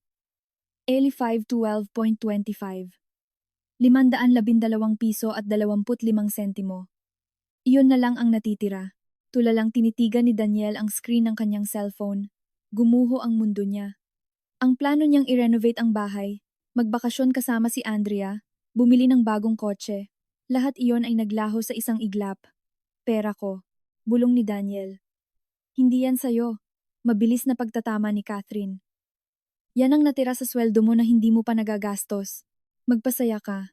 Ang sakit ni Daniel dahil sa nawalang pera ay naging hudyat ng alarma para kay Andrea. Ang babaeng maikli ang damit at makapal ang makeup na nagsisimula ng matunaw sa pawis ay naunawaan ang kanyang sitwasyon. Hindi tanga si Andrea. Isa siyang oportunista. Lumapit siya kay Daniel dahil nagpakilala itong isang mayamang batang manager na hindi masaya sa kasal. Pinangakuan siya ni Daniel ng luho, bahay, kotse. Pero ngayon, nasa harapan niya ang isang lalaki na ang sweldo ay napakaliit para sa luho niya, na nabubuhay lang sa yaman ng asawa. Isang lalaki na ang balanse sa bangko ay hindi kayang bumili kahit ng isang set ng kanyang mamahaling makeup. Dahan-dahang tumayo si Andrea mula sa sofa. Mabagal ang kanyang mga galaw. Sinusubukan niyang huwag mapansin. Saan ka pupunta? Tanong ni Catherine. Hindi malakas ang boses niya, pero sapat para pigilan si Andrea. Lumingon si Andrea, pilit na ngumingiti. Ah, Ate Catherine, naalala ko bigla na may urgent meeting pala ako sa opisina. Tumawag ang boss ko. Kailangan kong bumalik agad. Pasensya na. Ayokong makialam sa problema ng pamilya ninyo. Kinuha ni Andrea ang kanyang bag. Handa nang tumakas mula sa lumulubog na barko. Wala na siyang pakialam kay Daniel. Para sa kanya, basura na ito ngayon. Umupo ka, utos ni Catherine. Pero, ate, sabi ko, umupo ka. Malakas na sigaw ni Catherine. Umabante ang isa sa mga bodyguard ni Attorney Edu. Hinaharangan ang daan ni Andrea. Napilitang umatras si Andrea at umupo sa dulo ng sofa, malayo kay Daniel. Akala mo ba pwede kang pumunta rito? Hiyain ako, magplano ng krimen, kumain at matulog ng libre, at tapos aalis ka na lang kapag nalaman mong wala na siyang pera? Sarkastikong tanong ni Catherine. Wala akong alam, Ate Catherine. Promise. Pekeng umiyak si Andrea. Si Daniel ang nag-imbita sa akin. Sabi niya isa siyang mayamang biyudo. Sabi niya masama ang ugali mo sa kanya. Niloko rin niya ako. Ate Catherine. Biktima rin ako. Gulat na napatingin si Daniel sa kabit niya. Andrea, anong sinasabi mo? Kaninang umaga lang, ikaw pa ang nag-uudyok sa akin na ibenta ang kotse. Ikaw mismo nagsabi na uto-uto si Catherine. Tumahimik ka. Matigas na sabi ni Andrea. Nawala na ang matamis niyang maskara. Kung alam ko lang na patay gutom ka pala, hindi sana kita papansinin. Nagpapanggap ka pang manager. Isa ka lang linta. Nakakadiri ka. Nanigas si Daniel. Nadurog ang puso niya. Ang babaeng sinasamba niya, ang babaeng naging dahilan ng pagtataksil niya sa kanyang tapat na asawa. Ngayon ay kinakagat siya sa unang pagkakataong nawalan siya ng pera. Dahan-dahang pumalakpak si Catherine. Clap, clap, clap. Napakagandang kwento ng pag-ibig, parang Romeo and Juliet. Pero pang mahirap na version, mapang-asar na sabi ni Catherine. Kinuha niya ang isang manipis na folder mula sa mesa at inihagis ito sa kandungan ni Andrea. Ano to? Nanginginig ang kamay. Natanong ni Andrea. Mga screenshot yan ang usapan niyo sa messenger nitong nakaraang buwan, sagot ni Catherine. Nahack ko ang Facebook ni Daniel simula noong napapadalas ang chat niyo sa gabi. Binuksan ni Andrea ang folder. Mas lalo siyang namutla. Malalaswa at ibinubunyag ang laman nito. Andrea, kailan mo ba palalayasin yung asawa mong boring? Di na ko makapaghintay na maging senyora ng bahay. Andrea, ibenta mo na yung kotse niya, babe. Wala namang alam yun sa batas. Tatakas tayo gamit ang pera. Malinaw na may masamang intensyon at sabwatan para gumawa ng panloloko o estafa, propesyonal na dagdag ni Attorney Edu. Bebe! Andrea! Hindi ka lang basta kabit, kundi kasabwat sa isang krimen. Ang parusa mo ay katulad din ng sa pangunahing suspek. Catherine, please! Lumuhod si Andrea. Nawala ang pride niya sa pakikipaglaban para sa kalayaan niya. Huwag mo akong ireklamo sa pulis. Pangako, aalis na ako. Ibablock ko na ang number ni Daniel. Hindi na namin kayo guguluhin. Please, Ate Catherine. May binabayaran pa akong hulugan na motor. Tiningnan ng may pandidiri ni Catherine ang babaeng nakaluhod sa paanan niya. Tumayo ka. Huwag mong dumihan ang sahig ko ng pekeng luha mo. Tumayo si Andrea, pinupunasan ang kanyang ilong. Hindi muna kita irereklamo ngayon, sabi ni Catherine. Pero sa isang kondisyon, panunoorin mo ang pagbagsak ni Daniel hanggang sa huli. Kailangan mong makita kung gaano kaawa-awa ang lalaking inagaw mo sa akin. Pagkatapos niyan, pwede ka nang umalis bitbit ang hiya mo. Mabilis na tumango si Andrea, hindi na naglakas loob na sumagot. Bumalik siya sa pag-upo sa sulok, tahimik, at tinitingnan siya ni Daniel nang may panghihinayang sa mga mata. Ngayon, si Jean. Narealize ng matanda na bumagsak na ang dalawa niyang kakampi. Lumpo na si Daniel, moral man at pinansyal. Sumuko na si Andrea. Ngayon, siya na lang ang mag-isang haharap sa manugang na matagal niyang inapi. Ang taktika ni Jean ay palaging pareho. Kung hindi uubra ang galit, gamitin ang katandaan. Biglang hinawakan ni Jean ang kanyang dibdib. Nagkunwari siyang nasasaktan, humihinga ng may hirap at punong-puno ng drama. Aray! Aray! Ang puso ko! Daing ni Jean, habang ibinabagsak ang sarili sa silya. Inaatake ako sa puso. Daniel, tulungan mo ako. Catherine, napakalupit mo. Pinapatay mo sa atake sa puso ang biyanan mo. Nagpanik ang talunang si Daniel nang makita ang ina. Ma, anong nangyayari sa'yo? Lumaban ka, ma! Galit na tiningnan ni Daniel si Catherine. Nakikita mo? Masaya ka na? Kapag namatay si mama, ikaw ang pumatay sa kanya. Tumayo na sana si attorney. Edu para tumawag ng ambulansya, pero itinaas ni Catherine ang kamay para pigilan siya. Hindi gumalaw si Catherine sa pwesto niya. Tinitingnan niya lang ang eksena na walang reaksyon ng mukha. Kalmadong tinawag ni Catherine si Daniel. Nagpa-check up ang nanay mo last week. Sa isang sikat na klinika. Medyo mataas ang kolesterol niya, pero malusog ang puso niya. Sobrang lusog para sa isang taong puro prito ang kinakain at palaging galit. Huwag kang magmamarunong. Totoong masama ang pakiramdam ng nanay ko. Lumapit si Catherine sa sound system malapit sa TV. Pinindot niya ang play button mula sa isang maliit na voice recorder na nakakonekta sa Bluetooth speaker. Ang boses mula sa recording kaninang umaga ay pumuno sa kwarto. Malinaw at malakas. Ang boses ni Jean. Recording, ang asawa mo ay isang malaking uto-uto. Tingnan mo nga, ang tanging alam lang niyang gawin ay yumuko, magluto, maglaba, at maglinis. Wala siyang naiintindihan kahit isang salita tungkol sa mga importanteng dokumento. Kung tatanggi siyang pumirma, gagawin kong impyerno ang buhay niya hanggang sa siya na mismo ang lumayas. Hindi niya yon kakayanin.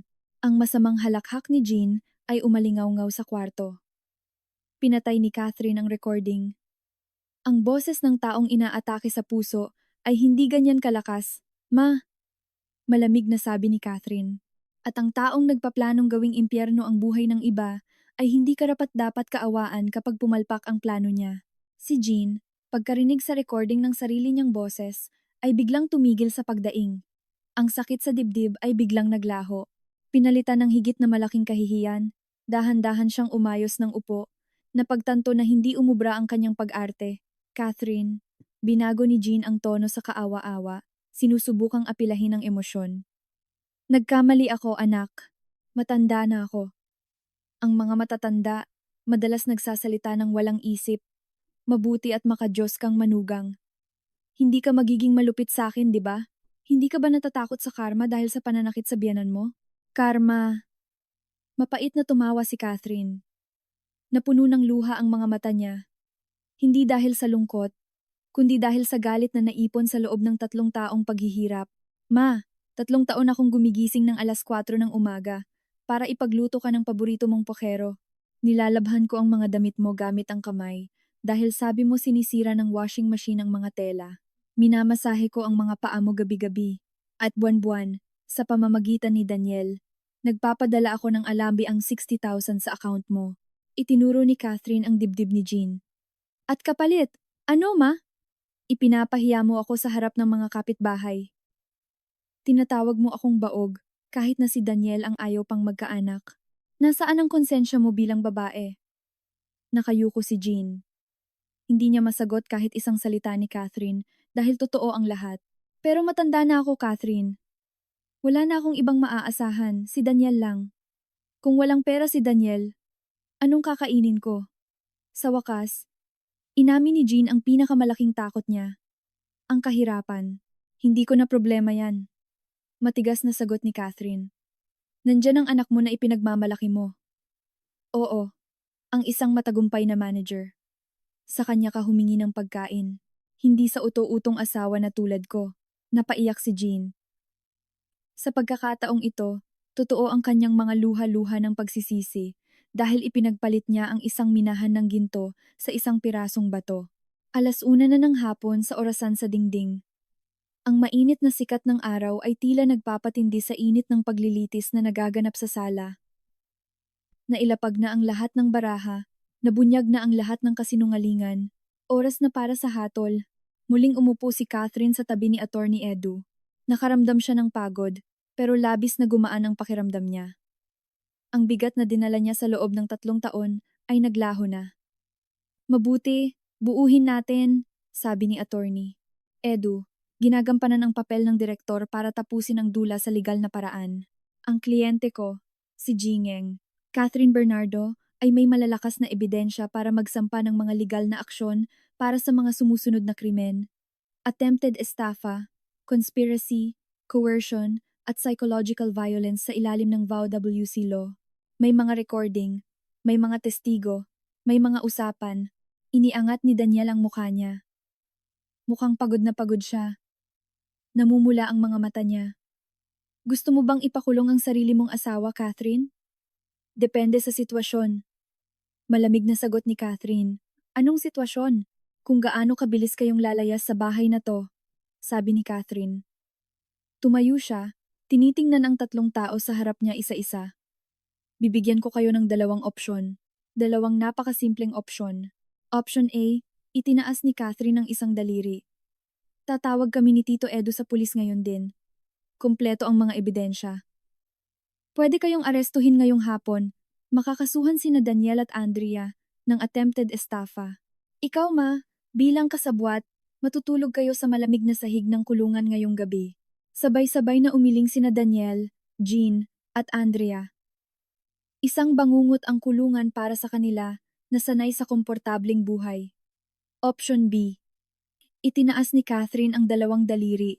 Lalayas kayo sa bahay na to ngayon din, sa mismong minutong ito, nang walang ibang dala kundi ang suot ninyong damit. Ano?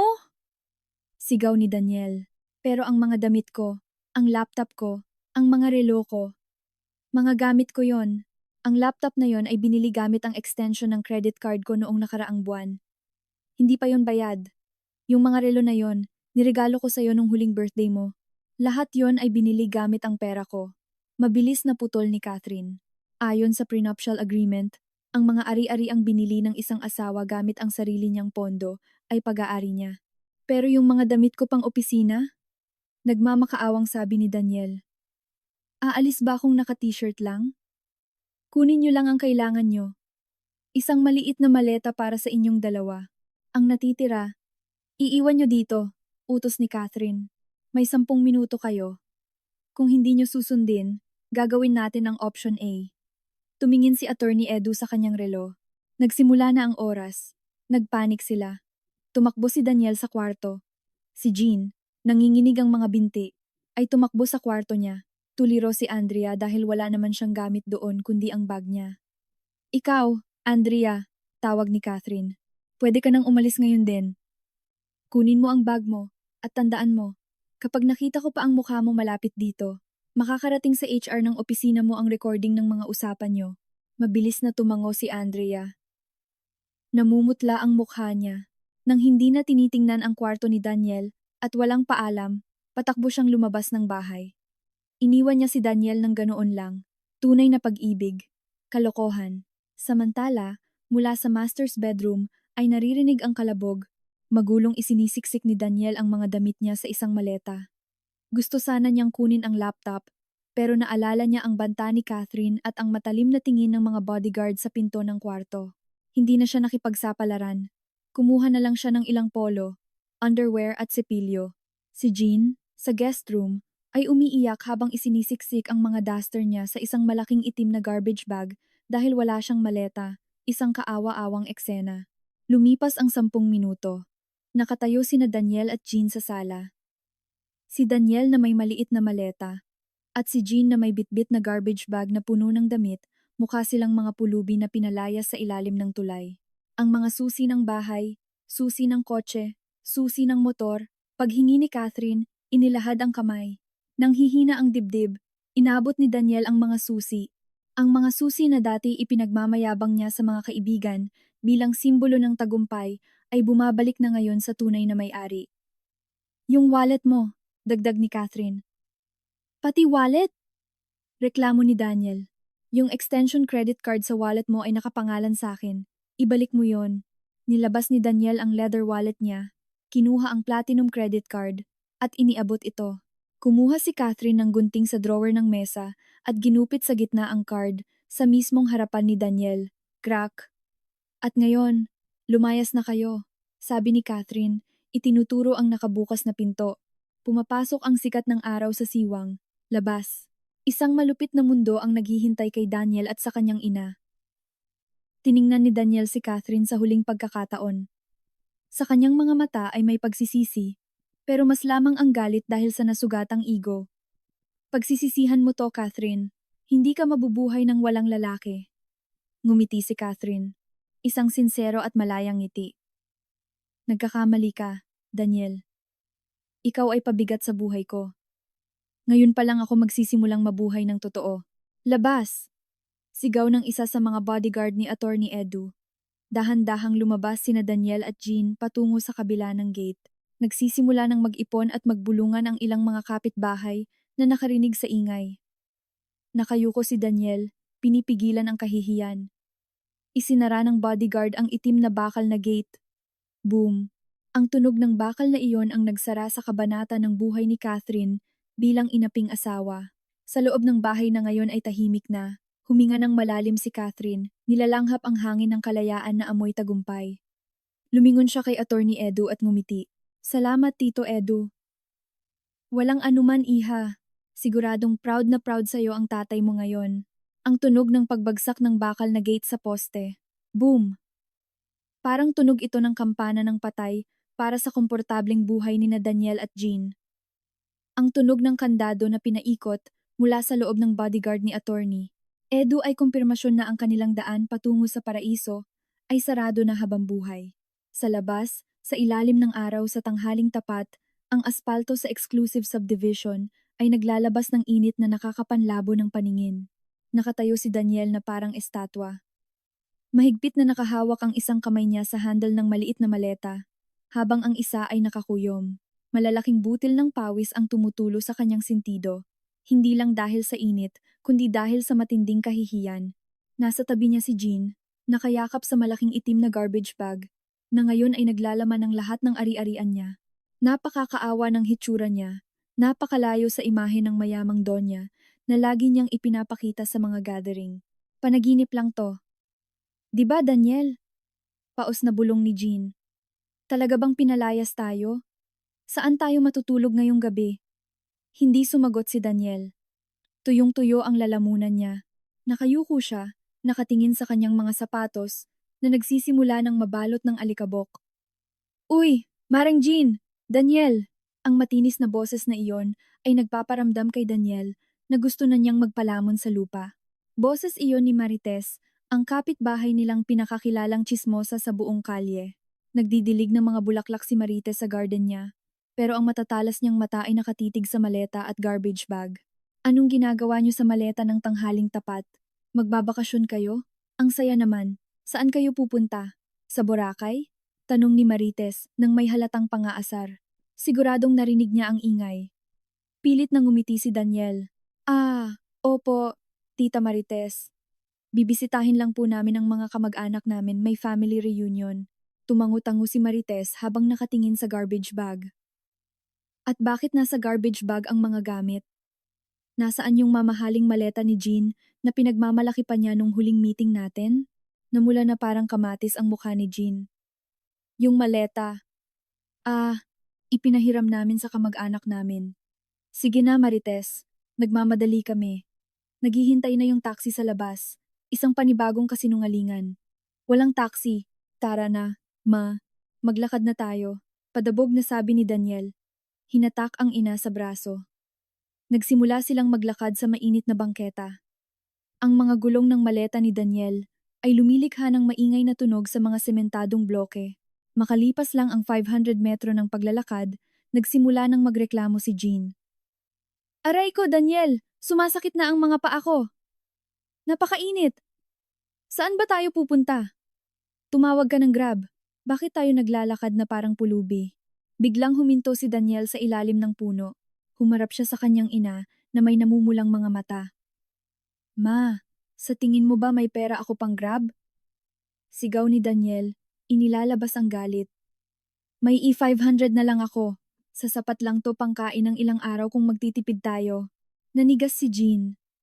Bakit mo ako sinisigawan? Kasalanan to lahat ng asawa mong yon. Ang walang hiyang yon.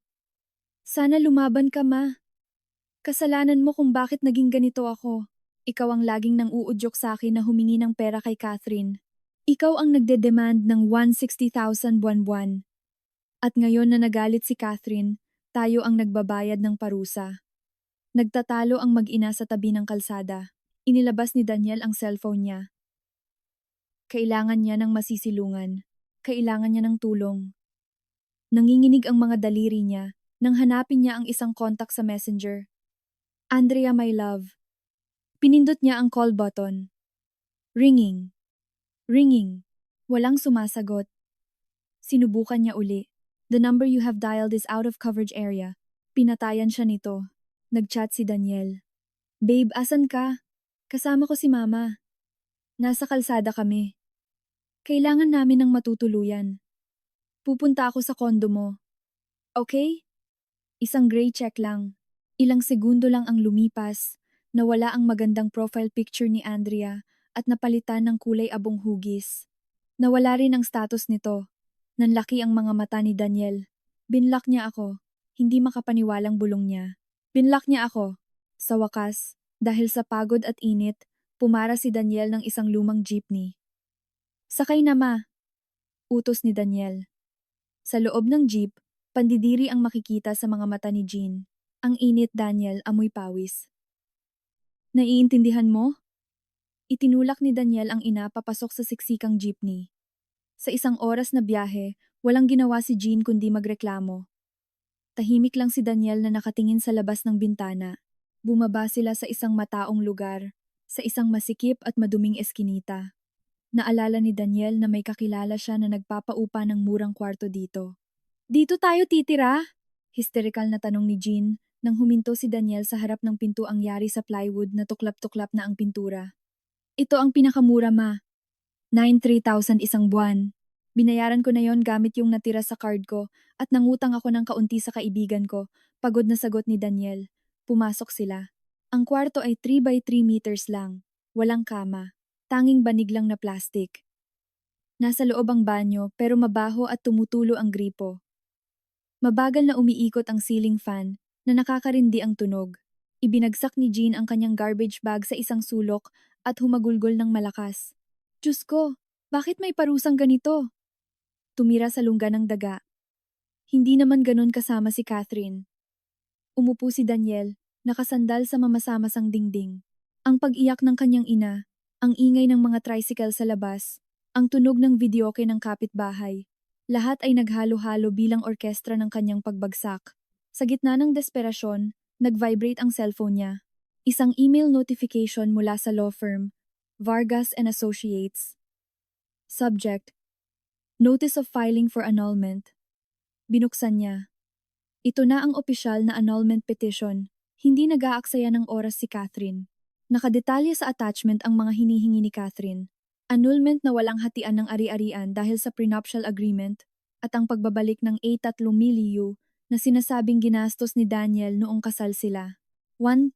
30,000. Gustong mahimatay ni Daniel. Wala siyang ganoong pera. Wala nga siyang pambili ng hapunan mamaya. Isang linggo ang lumipas, dumating si Daniel sa husgado na gusot ang polo. Mag-isa lang siya. Wala siyang pambayad ng abogado. Samantala, dumating si Catherine kasama ang kanyang legal team na mukhang nakakaintimida. Malaki ang ipinagbago ni Catherine. Nakasuot siya ng eleganteng puting blazer. Maayos na maayos ang buhok niya at mukhang malusog ang balat. Wala na ang mga lumang duster. Ang dating mukhang pagod ngayon ay naglalabas ng aura ng isang matagumpay na babae. Nang magsimula ang hearing, gumawa si Daniel ng huling madramang hakbang. Lumuhod siya sa harap ni Catherine sa negotiation room. Catherine, please, patawarin mo ako. Sa pagkakataong ito, totoo ang mga luha niya takot sa kahirapan. Nagkamali ako. Pangako magbabago ako. Magiging mabuti akong asawa. Huwag mo akong hiwalayan, Catherine. Maawa ka kay mama. May sakit siya doon sa inuupahan naming lungga. Tiningnan ni Catherine si Daniel na nakaluhod sa paanan niya. Dati, baka lumambot pa ang puso niya. Pero ngayon, isa na lang masamang aktor na may lumang script ang nakikita niya. Tumayo ka, Daniel. Walang emosyong sabi ni Catherine. Huwag mo nang ipahiya ang sarili mo. Mahal kita, Catherine. Mahal na mahal kita. Sarkastikong ngumiti si Catherine. Pera ko ang mahal mo, Daniel. Hindi ako. Ang pruweba? Nang mawala ang pera ko, o nang akalain mong nawala rin ang pagmamahal mo. Ideya ni Andrea yung pagbenta ng kotse. Masama ang intensyon niya. Huwag mong isisi sa iba. Ikaw ang pumirma sa mga peking tseke. Ikaw ang nag-transfer ng pera mula sa mga account. Ikaw yon, Daniel. Naglapag ng makapal folder ng mga dokumento si Attorney Edu sa mesa. G. Daniel, sabi niya. Mabuti ang puso ng kliyente ko. Pumayag si Catherine na iatras ang kasong estafa para sa 30,000.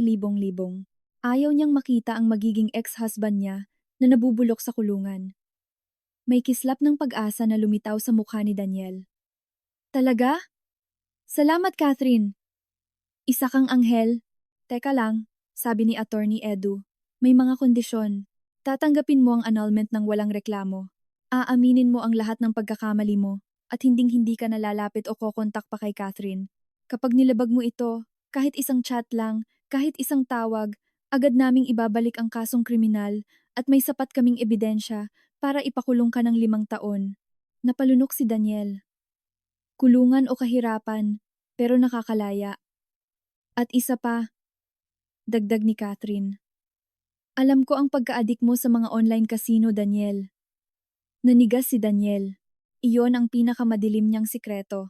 May mga utang ka sa 3 online lending apps, di ba? Patuloy ni Catherine. Ibinubunyag ang kahihiyan nito. Nasa 300,000 lahat-lahat at ginamit mo ang number ko bilang character reference nang walang paalam sa akin. Nakayukong pinagpapawisan si Daniel. Nagpalit na ako ng number, sabi ni Catherine.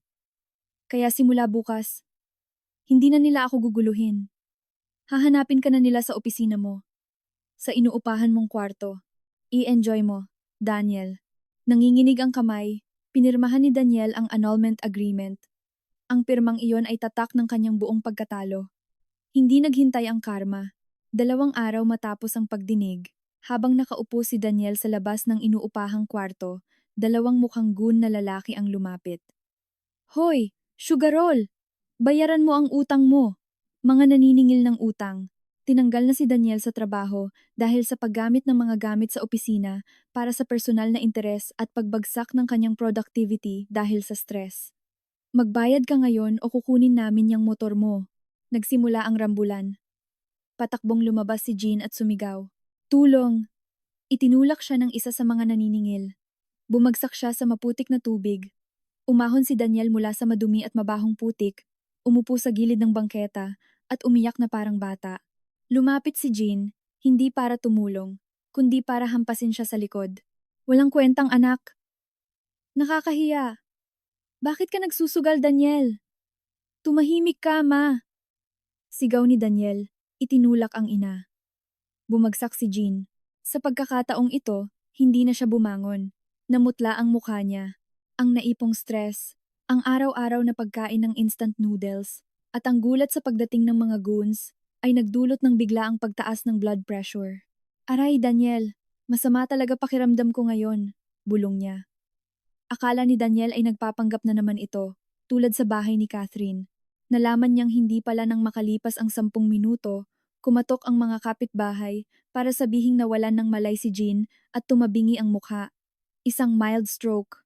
Nang gabing iyon, sa masikip na ward ng isang pampublikong ospital, mag-isang nakaupo si Daniel. Wala siyang pambili ng gamot. Wala si Andrea. Wala si Catherine. Walang Land Cruiser na pwede niyang tulugan. Kailangan niyang matulog sa sahig ng ospital gamit ang isang karton. Nang ipikit niya ang kanyang mga mata, naalala niya ang dati niyang kwarto, ang malambot na kama, ang malamig na aircon.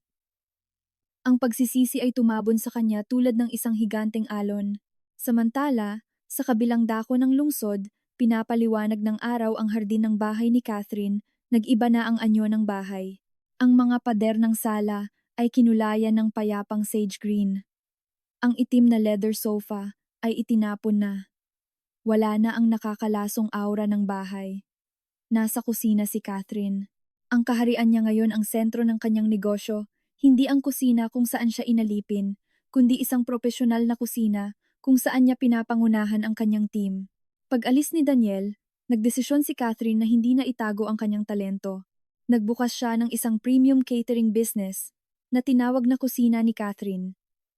Gamit ang kanyang puhunan at mga koneksyon ng kanyang yumaong ama, mabilis na lumago ang kanyang negosyo. Nang araw na iyon, dumaan si attorney. Edu dala ang mga opisyal na dokumento ng annulment. Congratulations, Catherine. Opisyal ka ng malaya. Sabi niya, inaabot ang isang berdeng folder. Tinanggap ito ni Catherine. Salamat po, Tito Edu. Nakakahinga na rin ng maluwag.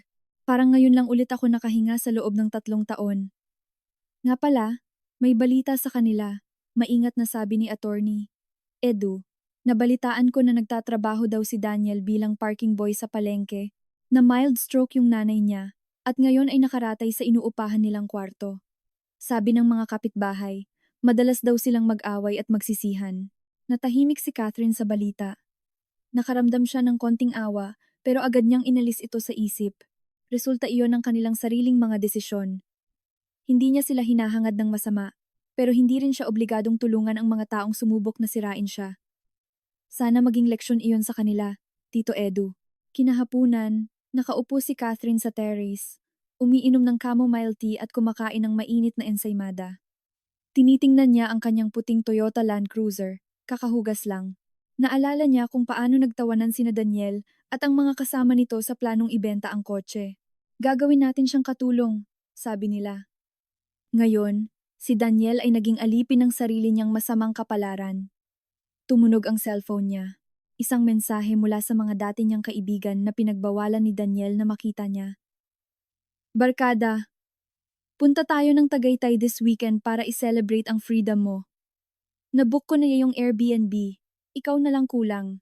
Nag-type ng reply si Catherine nang may malapad ng ngiti. Game! Ako na magdadala ng pinakamasarap na pagkain sa buong mundo. Let's go! Hinaplos ng hangin ang mukha ni Catherine, pinapaglawang mabango niyang buhok. Ipinikit niya ang kanyang mga mata, nilalasap ang pasasalamat na pumupuno sa kanyang puso. Wala nang takot, wala nang sigawan, wala nang pagtataksil. Ito ang simula ng bago niyang buhay.